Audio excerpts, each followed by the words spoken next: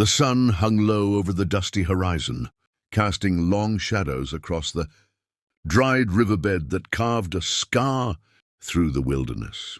Dust swirled with every gust of wind, the air heavy with the scent of earth baked under months of relentless heat. Cowboy Jack McAllister rode alone, his horse's hooves crunching against cracked soil, the rhythmic sound breaking the eerie silence of the valley.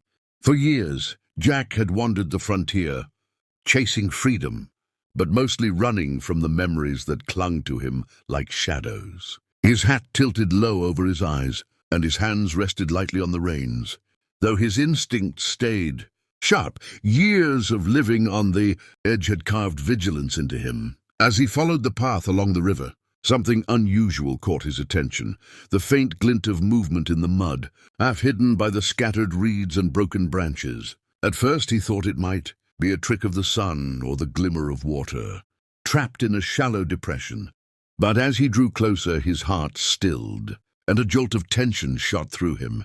There, sprawled across the cracked mud, were three figures still and silent, their forms half covered by silt and dried leaves, as if the earth itself had swallowed them for a moment in time.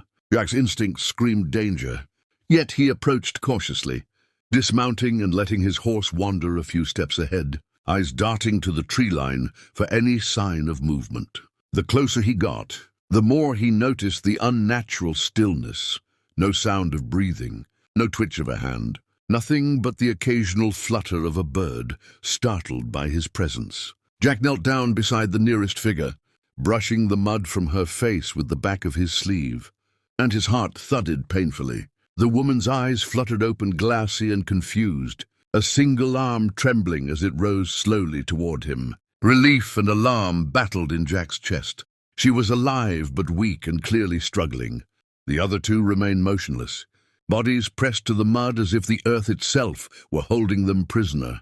Panic surged through him, but he pushed it aside, scanning the surrounding land for any threat, predators, outlaws, or perhaps the remnants of a storm that might have swept them here. Time seemed to stretch as he considered his options. He knew he couldn't leave them here, to the mercy of the wilderness. Yet moving three unconscious women across miles of rough terrain was no small task. Jack tied his horse closer, grabbed his canteen, and carefully began tending to the nearest, talking to her in soft, steady words.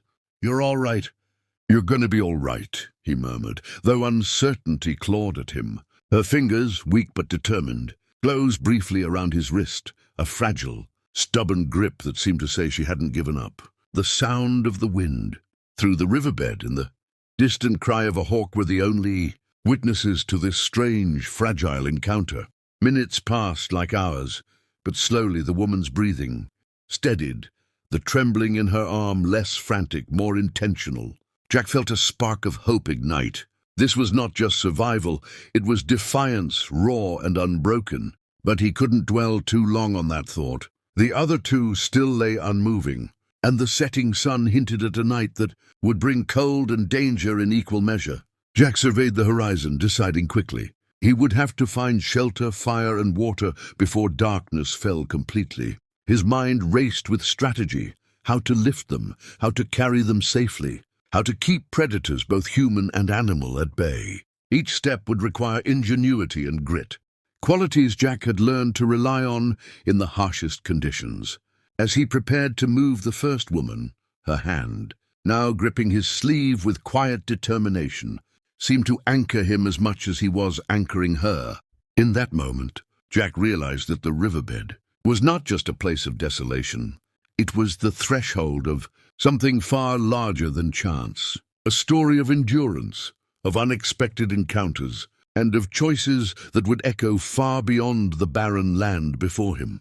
With the first woman secured, he turned his gaze to the other two, hearts beating in silent solidarity, knowing the night would test them all, but also sensing that this unlikely meeting carried the weight of destiny. Somewhere beyond the riverbed, hidden by shadows and whispers of wind, the world waited with bated breath for what would come. Next night descended over the riverbed, like a velvet curtain, swallowing the land in darkness and leaving only the faint glow of stars to trace the edges of the valley. Jack McAllister moved cautiously, the weight of responsibility pressing on him as he managed the two unconscious women while keeping the first, who had shown signs of life, close and steady. The cold seeped into his bones, and every crackle of dried leaves underfoot made him flinch, ears straining for any hint of danger. The wilderness was alive with whispers, creatures hunting, wind twisting through skeletal trees, and the distant call of a coyote that sounded too close for comfort. He built a small fire against the bank, its light flickering across the mud-stained faces, highlighting exhaustion and fear. The first woman's eyes remained half-lidded but focused on him, and when he offered her a sip of water, she took it slowly, trembling, yet with a stubborn grip that refused to let go. Relief coursed through Jack, but he knew it was temporary. He needed answers. How had they ended up here? And who or what had left them in such a state? Questions pressed at his mind. But every attempt at conversation was met with weak murmurs, broken words, and a gaze that seemed lost in distant memories. He sat by the fire, tending the embers while keeping a wary eye on the shadows. As hours passed, subtle movements began to stir in the other two women. One shifted slightly, a hand brushing mud from her hair, while the other twitched faintly, lips parted as if drawing in the night air for the first time. Jack's heart clenched at the sight. Hope was returning, slow and fragile but real. He encouraged them with low, steady words, guiding them toward sitting upright, supporting their weight when the mud threatened to drag them down. Slowly, painfully, the second woman's arm rose, weak and shaking, as though testing the strength to reclaim her own body. Jack nodded. Understanding the silent language of survival, every small movement was a victory, a refusal to surrender. Time became a fragile companion, the fire casting dancing shadows that seemed almost alive, whispering secrets of the wilderness and warning of dangers, yet unseen. The night stretched on, and Jack knew rest was impossible. He built makeshift bedding with branches and cloth torn from his own jacket, making sure the women were as safe and comfortable as possible. As the first hints of dawn brushed the horizon with pale gold, the third woman finally stirred, her hand rising, tentative and unsure, as if testing the world anew. Relief washed over Jack in a tidal wave, but it was tempered by the realization that daylight would bring challenges of its own: exposure, thirst, predators, and the ever-present uncertainty of the frontier. With the first light, he began the next phase of their survival, moving them to higher ground, where water might be found and danger could be more easily monitored. He improvised stretchers from branches and cloth, and with painstaking care lifted each one, their trembling hands clinging to him, or to each other as if the bond formed in those dire hours was already unbreakable. The journey was slow, each step a negotiation with the unforgiving terrain. The cracked earth shifted beneath them, forcing Jack to anticipate every stumble, every slip, every potential threat.